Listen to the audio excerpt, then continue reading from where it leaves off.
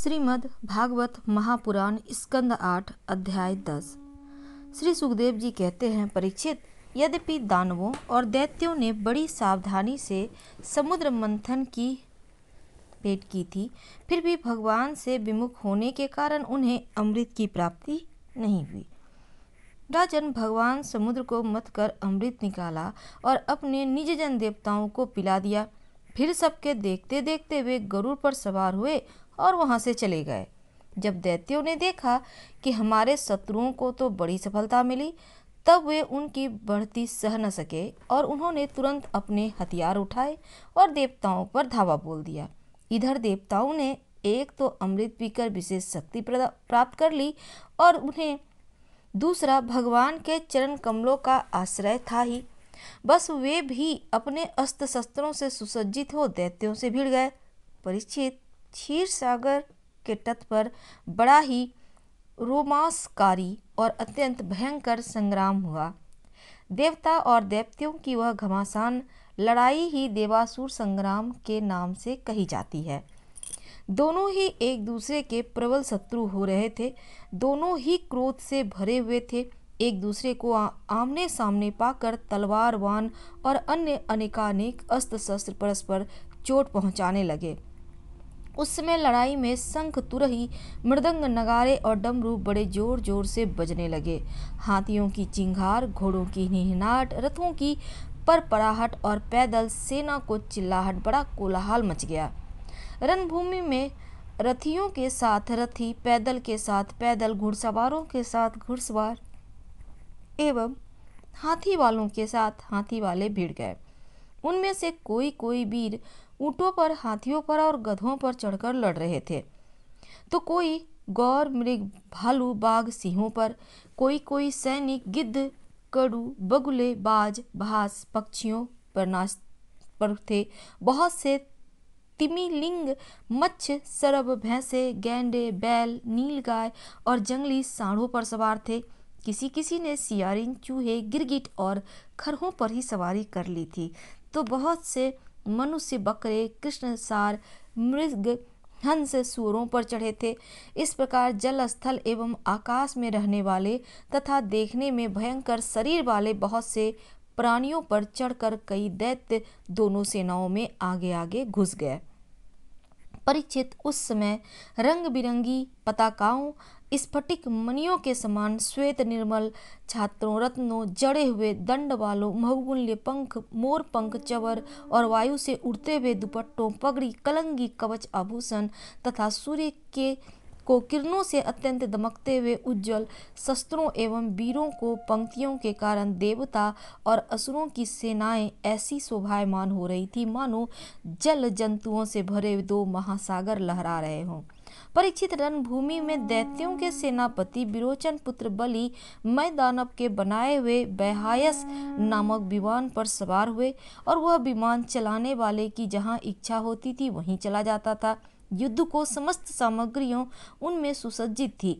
परीक्षित, वह इतना आश्चर्यमय था कि कभी दिखलाई पड़ता तो कभी अदृश्य हो जाता। वह इस समय कहाँ है? जब इस बात का अनुमान भी नहीं किया जा सकता था, तब बतलाया कैसे जा सकता? उसी श्रेष्ठ विमान पर राजा बलि सवार थे। सभी बड़े बड़े सेनापति उनको चारों ओर से घेरे हुए थे। उन पर श्रेष्ठ चमर दुलाए जा रहे थे। छत्र तना हुआ था। उसमें बलि ऐसे जान पड़ते थे जैसे उदयाचल पर चंद्रमा। उनके चारों ओर अपने अपने विमानों पर सेना की छोटी छोटी टुकड़ियों के स्वामी नमुची, संबर, वान, विप्रचित्त, अयोमुग, द्विमुधा, कालनाभ, प्रहेती, हेती, इलवल, शकुनी, भूत संताप, वज्र दंत, विरोचन, हयग्रीव, शंख सिरा, कवि, मेंदुबी, तारक, चक्र, शुंभ, निशुंभ, जंब, उत्कल, अरिष्ट, अरिष्टनेमी, त्रिपुराधिपति, मय, पौलोम, काले और निवात कवच आदि स्थित थे। ये सब के सब समुद्र मंथन में सम्मिलित थे, परंतु इन्हें अमृत नहीं मिला, केवल फ्रेश से ही हाथ लगा था। इन सब अपने ही एक नहीं अनेक बार युद्ध में देवताओं को पराजित किया था, इसलिए वे बड़े उत्साह से सिंहनाद करते हुए अपने घोर स्वर वाले शंख बजाने लगे। इंद्र ने देखा कि हमारे शत्रुओं का मन बढ़ रहा है, ये मदोन्मत्त हो रहे हैं और उन्हें बड़ा क्रोध आया। वे अपने वाहन एरावत नामक दिग्ग पर सवार हुए और उनके कपोलों से मद बह रहा था। इसलिए इंद्र की ऐसी शोभा हुई मानो भगवान सूर्य उदयाचल पर आरूढ़ हो और उससे अनेकों झरने बह रहे हों। इंद्र के चारों ओर अपने अपने वाहन, ध्वजा, आयुधों से युक्त देवगण एवं अपने अपने गणों के साथ वायु, अग्नि, वरुण आदि लोकपाल हो लिए। दोनों सेनाएं आमने सामने खड़ी थी। दो दो की जोड़ियां बनाकर वे लोग लड़ने लगे। कोई आगे बढ़ रहा था, कोई नाम लेकर ललकार रहा था, कोई कोई मर्मभेदी वचनों के द्वारा अपने प्रतिद्वंदियों को चिकरा रहा था। बलि इंद्र से, स्वामिक कार्तिक तारकासुर से, वरुण हेती से, मित्र प्रहेती से भिड़ गए। यमराज काल नाप से, विश्वकर्मा मैस से, संबरासुर त्वष्टा से और सविता विरोचन से लड़ने लगे। नमुची अपराजित से, अश्विनी कुमार वृषपर्वा से, सूर्य बलि के बाण आदि स्वपुत्रों से युद्ध करने लगे। राहु के साथ चंद्रमा और पुलोमा के साथ वायु का युद्ध हुआ। भद्रकाली देवी निशुंभ और शुंभ पर झपट पड़ी।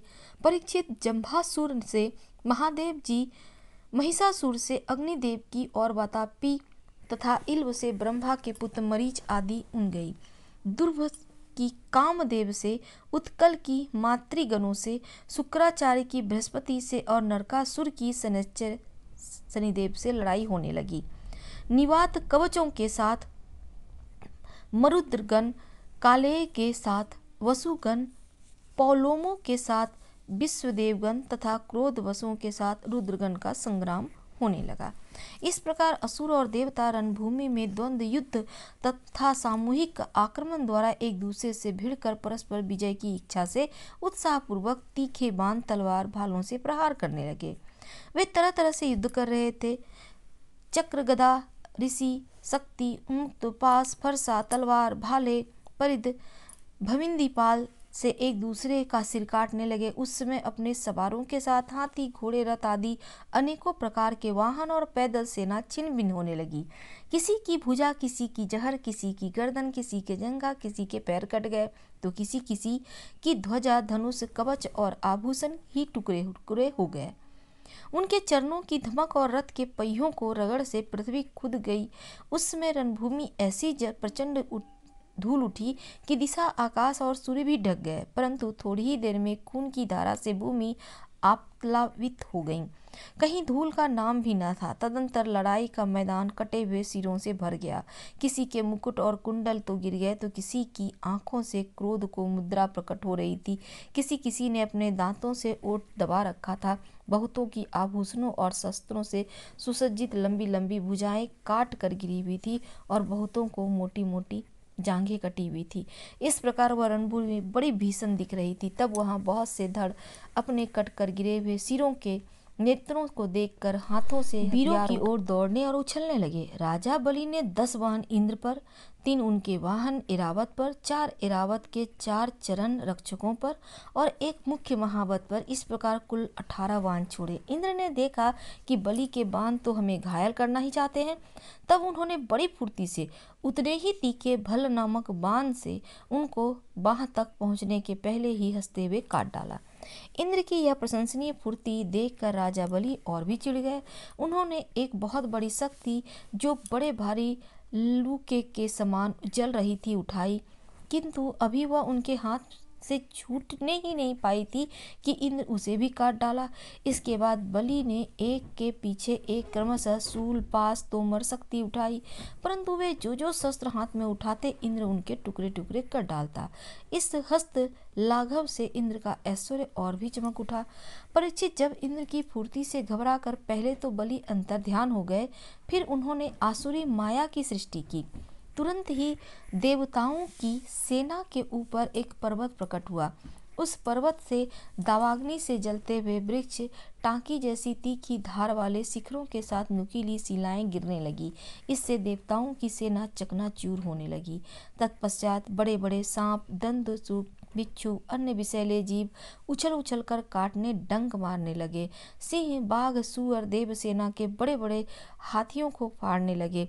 परीक्षित हाथों में शूल लिए मारो काटो इस प्रकार चिल्लाती हुई सैकड़ों नंग धरंग राक्षसियां और राक्षस भी वहां प्रकट हो गए। कुछ ही क्षण के बाद आकाश में बादलों की घनघोर घटाएं मंडराने लगी। उनके आपस में टकराने से बड़ी गहरी और कठोर गर्जना होने लगी। बिजलियां चमकने लगी और आंधी झकझोरने से बादल अंगारों की वर्षा करने लगे। दैत्यराज बलि प्रलय की अनी के समान बड़ी भयानक आग की सृष्टि की। यह बात में वायु की सहायता से देव सेना को जलाने लगी। थोड़े ही देर में ऐसा जान पड़ा कि प्रबल आंधी के धपेड़ों से समुद्र में बड़ी बड़ी लहरें भयानक भंवर उठ रहे हैं और वह अपनी मर्यादा छोड़कर चारों ओर से देव सेना को घेरता हुआ उमड़ रहा है। इस प्रकार जब उन भयानक असुरों ने बहुत बड़ी माया की सृष्टि की और स्वयं अपनी माया के प्रभाव से छिप रहे न दिखने के कारण उन पर प्रहार भी नहीं किया जा सकता था, तब देवताओं के सैनिक बहुत दुखी हो गए। परीक्षित, इंद्र आदि देवताओं ने उनकी माया का प्रतिकार करने के लिए बहुत कुछ सोचा विचारा, परंतु कुछ न सूझा। तब उन्होंने विश्व के जीवनदाता भगवान का ध्यान किया और ध्यान करते ही वे वहीं प्रकट हो गए। बड़ी ही सुंदर झांकी थी। गरुड़ के कंधे पर उनके चरण कमल विराजमान थे। नवीन कमल के समान बड़े ही कोमल नेत्र थे। पीताम्बर धारण किए हुए 8 भुजाओं में 8 आयुध, गले में कौस्तुभ मणि, मस्तक पर अमूल्य मुकुट और कानों में कुंडल झिलमिला रहे थे। देवताओं ने अपने नेत्रों से भगवान की इस छवि का दर्शन किया। परम पुरुष परमात्मा के प्रकट होते ही उनके प्रभाव से असुरों की वह कपट भरी माया विलीन हो गई। ठीक वैसे ही जैसे जग जाने पर स्वप्न की वस्तुओं का पता नहीं चलता, ठीक ही है भगवान की स्मृति समस्त विपत्तियों से मुक्त कर देती है। इसके बाद कालनेमी दैत्य ने देखा कि लड़ाई मैदान में गरुड़ वाहन भगवान आ गए हैं। तब उसने अपने सिंह पर बैठे बैठे ही बड़े वेग से उनके ऊपर एक त्रिशूल चलाया। वह गरुड़ के सिर पर लगने ही वाला था कि खेल खेल में भगवान ने उसे पकड़ लिया और उसी त्रिशूल से उसके चलाने वाले कालनेमी दैत्य और उसके वाहन को मार डाला। माली और सुमाली 2 बड़े दैत्य बलवान थे। भगवान ने युद्ध में अपने चक्र से उनके सिर काट डाले। वे निर्जीव होकर गिर पड़े। तदंतर माल्यवान ने अपनी प्रचंड गदा से गरुड़ पर बड़े वेग के साथ प्रहार किया, परंतु गर्जना करते हुए माल्यवान के प्रभाव करते न करते ही भगवान ने चक्र से उनके सिर को भी धड़ से अलग कर दिया। श्रीमद् भागवत महापुराण स्कंद 8 अध्याय 10 समाप्त हुआ। हम आपसे कल मिलेंगे अगले अध्याय के साथ। धन्यवाद।